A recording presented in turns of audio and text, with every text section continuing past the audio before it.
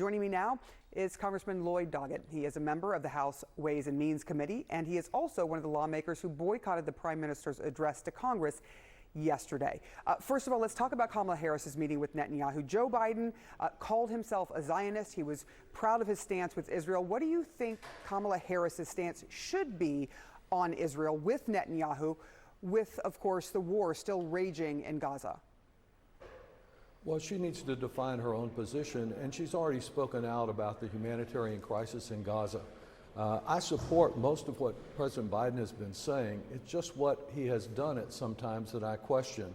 Netanyahu will not listen to words of encouragement. He will take all the assistance he can get and continue to starve people in Gaza and engage in conduct that abandons the hostages and causes misery in Gaza. Do you think the U.S. should stop sending weapons then to Israel?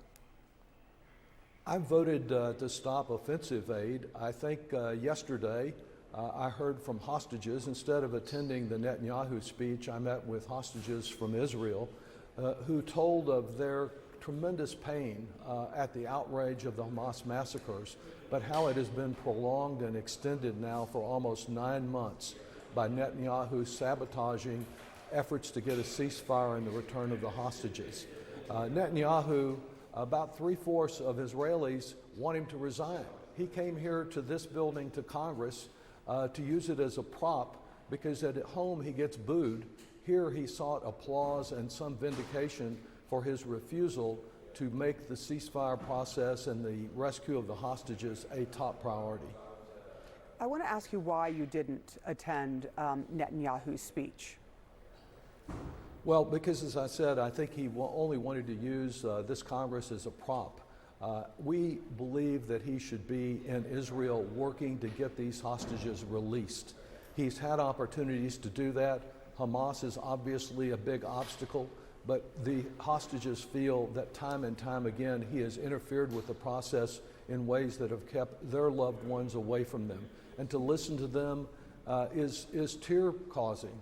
It's painful to hear the trauma that they have gone through, and they're feeling, as was said yesterday by some top former Mossad and national security officials in Israel, that Netanyahu is an existential threat to Israel.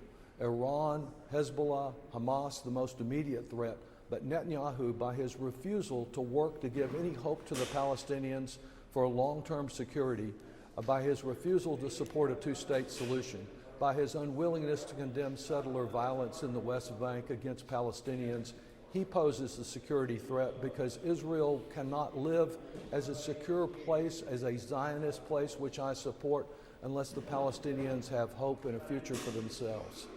You're saying a political solution is necessary, not a military one.